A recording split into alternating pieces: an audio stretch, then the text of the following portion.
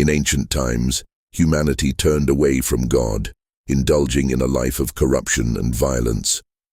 The earth was filled with wickedness, and human actions constantly reflected this depravity.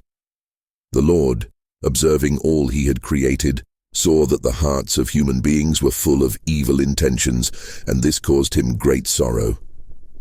The Creator, who had formed everything in perfection, lamented the condition of the world and declared, "I will destroy from the face of the earth the man whom I created, along with the animals, the creeping things, and the birds of the heavens, for I regret that I have made them."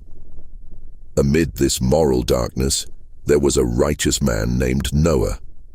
He lived uprightly and walked with God, always striving to do what was right, and he found favor in the eyes of the Lord.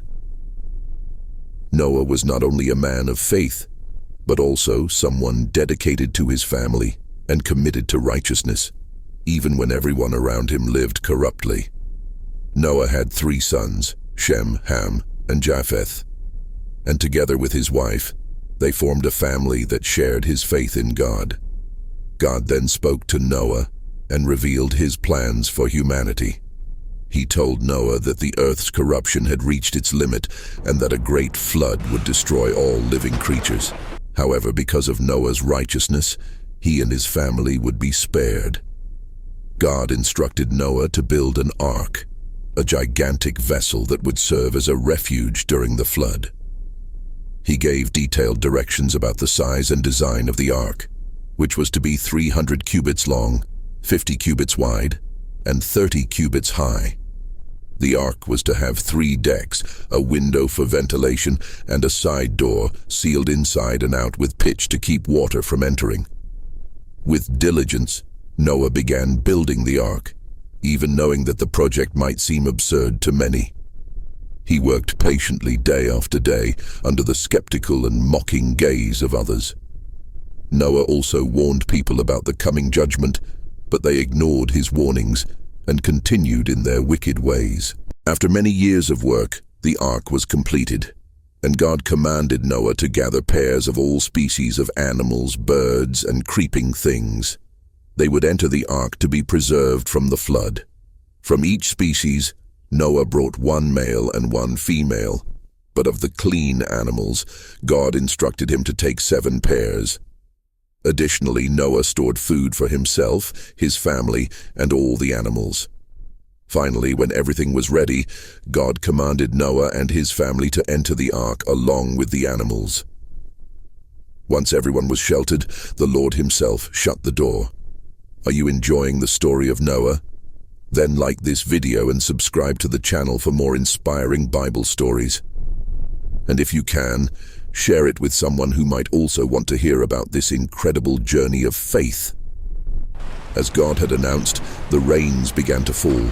Underground springs burst forth, and the floodgates of the heavens opened, quickly inundating the earth. For 40 days and 40 nights the flood persisted. Rivers overflowed, ocean levels rose, and no mountain was high enough to remain uncovered. The devastation was total. Every living creature with the breath of life perished, and only Noah, his family, and the animals inside the ark survived the catastrophe.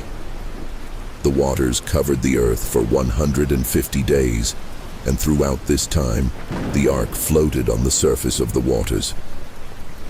Finally, God sent a wind to cause the waters to recede, and the fountains of the deep and the windows of heaven were closed. The waters began to diminish gradually until, at the end of the 150 days, the ark came to rest on the mountains of Ararat. After months of waiting, Noah decided to release a raven to see if the waters had subsided. The raven flew back and forth but did not find a place to land. Noah then released a dove, but it returned to the ark because there was still no dry ground. After 7 days, Noah released the dove again, and this time it brought back a freshly plucked olive leaf, a sign that the waters had receded and that life was beginning to renew on the earth. Noah waited another 7 days and released the dove once more, but it did not return, indicating that it had found a safe place. When the earth was completely dry, God commanded Noah to leave the ark with his family and all the animals. As they stepped onto dry land, Noah's heart was filled with gratitude, and he built an altar to offer sacrifices to the Lord. He took from every clean animal and offered a burnt offering as thanks for God's salvation and mercy. The aroma rose as a pleasing scent to the Lord, who promised never again to destroy the earth with a flood.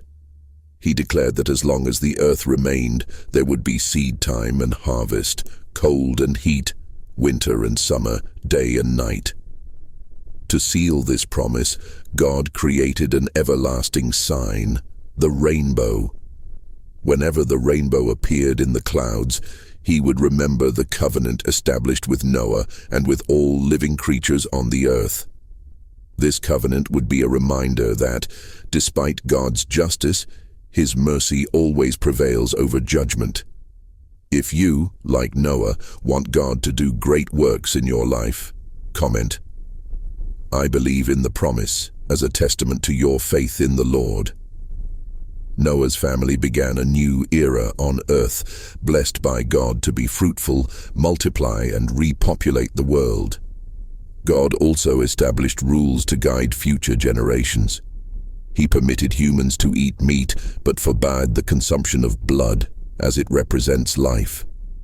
Moreover, he instituted justice among men, declaring that whoever shed the blood of another would be held accountable, for mankind was made in his image.